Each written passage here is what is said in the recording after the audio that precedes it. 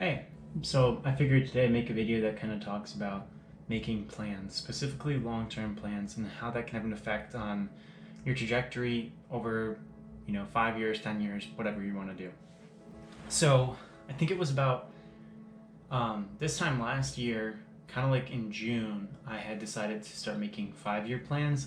And I'd done this before, like planning out like I want to get a degree in physics, and I want to graduate from a really good school. My favorite school, the school I wanted to go to, was UNC Chapel Hill. I was like really adamant about making sure that that was the place that I ended up, and it all worked out. And it was important to make that plan to get my bachelor's degree in physics. And more recently, I've kind of experienced the same thing happen again. So in June, I made a 5-year plan. I said, okay, I want to take the GRE, I want to get into a master's program, and I want to get my professional engineering license.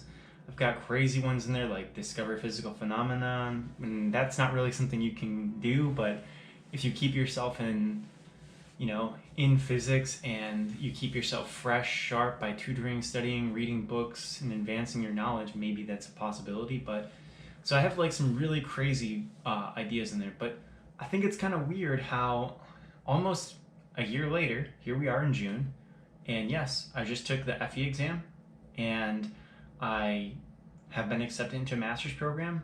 I completed a code boot camp. I did move to Augusta, and I'm now living with my girlfriend, and I found a very nice, solid job as a developer. And so those were parts of my plan. And I actually thought that finding a job would be one thing, and like moving to Augusta, that was going to happen. But taking all these exams and completing a code boot camp, I didn't know how long that was going to take. But it goes back to what I was saying yesterday about advertising to yourself. It was there. I put it in my mind, and I kept on seeing it every time because I have a Google Sheets that I keep track of my goals, and it tells me exactly, every day I click in and I write down what I'm going to do, and I see those things every day. So it's just been ingrained in my mind. So like I knew that that's what I had to do, and I knew that I had to research how to get those things done, and it happened sooner than later. Like it didn't actually take as long as I thought. Now the longer haul of this is going to be to complete a master's degree, right? Like getting in is one thing, but I took the FE exam. We'll find out. It was a very difficult exam, but the thing is, I took it, and it was a 7-hour exam on all types of engineering concepts, some stuff that I never even saw in my physics degree, and I took it and I did it. So I'm pretty sure that I passed. We'll find out, but the thing is just putting yourself out there and staying committed to what you want to do. And I think the most practical piece of advice I can give you is don't just focus on short-term things. It's one thing to say, okay, this is what I'm going to do this week, but I would say take a moment, like a big chunk of time, and really plan out like the super big goals that you have in mind, what you really, really want to do. Like when I die, these are the things that I want to have said I've done.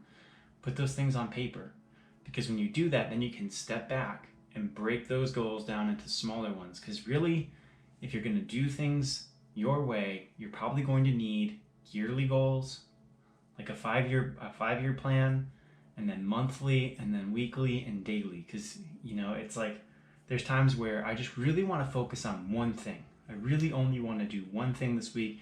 That's all I want to do. But I know in the long term, I have all these other things that I'm still trying to do. And so if I take those off, if I put those on the back burner, they're never going to get done.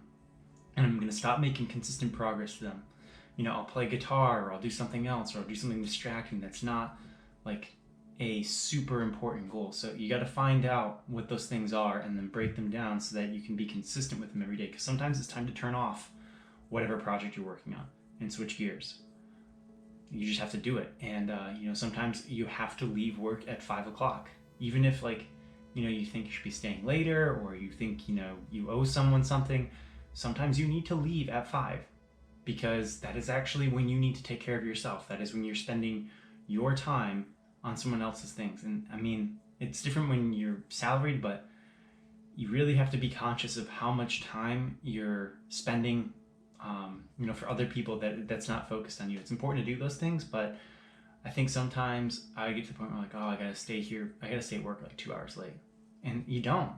You own that time. That's your time. That's not work's time.